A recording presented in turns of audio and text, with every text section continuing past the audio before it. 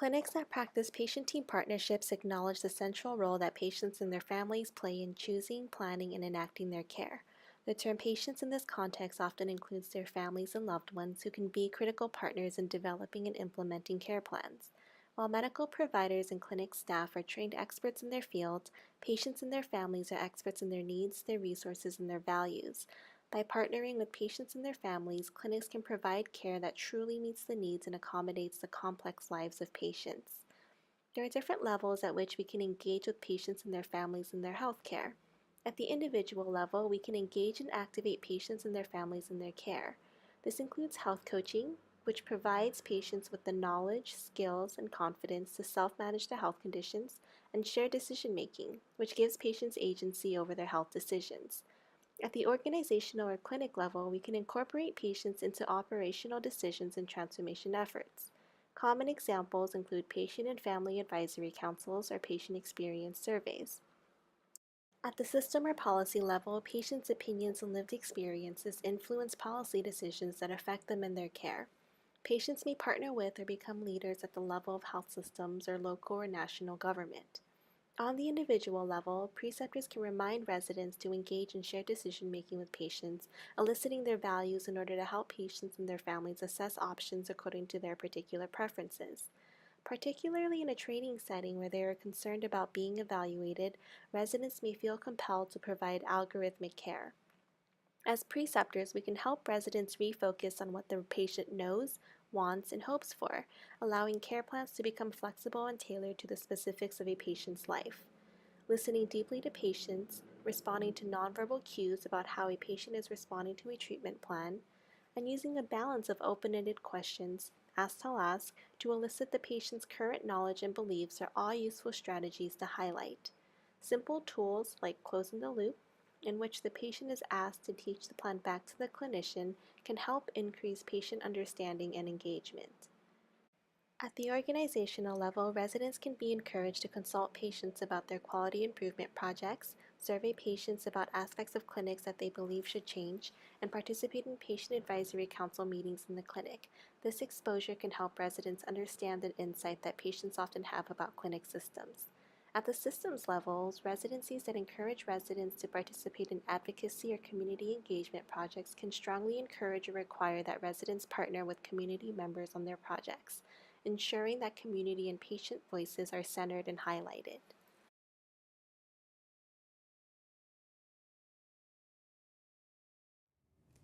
So I just saw this patient who I haven't seen in months. Her A1C is at 10. She's been non-compliant with her diabetes medication, which we've switched multiple times. I've given her a ton of educational handouts and 2 glucometers. To top it off, she never listens about her diet or exercising. And she's actually gained weight since the last time we've seen her. I'm really worried about her, and I don't want her diabetes to get out of hand. So it sounds like you've tried really hard to provide her with a lot of what you think might be helpful. It seems like there might be something getting in the way of her taking care of herself in this moment. How does she currently feel about her diabetes? You know what? I really don't know. She doesn't say much during our visits. So in situations like this, I often find it helpful to start the visit not talking about diabetes. Maybe just starting out with what her life is like, what's important to her, how she feels about her health. Can you think of what kind of open-ended questions you might ask to get at some of those issues? I don't know.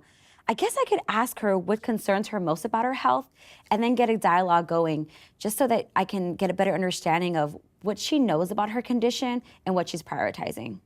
Yeah, I like that a lot. Let's give it a try.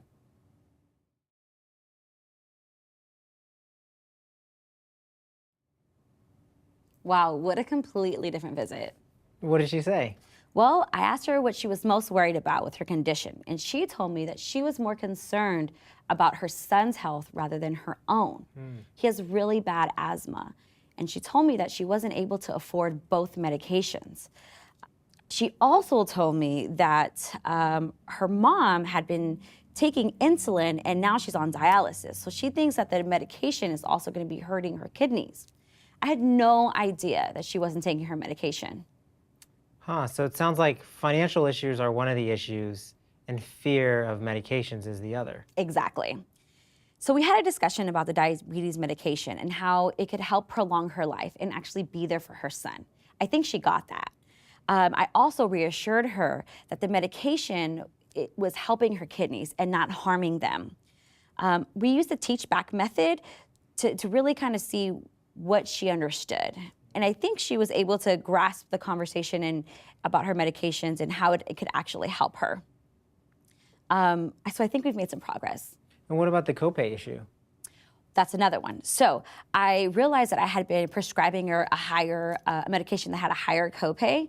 And so now we've changed that. And now I've also referred her to another pharmacist that she could run her son's medication by and see if there's a cheaper option. I'm glad you really took the time to hear her story. It makes such a difference, doesn't it?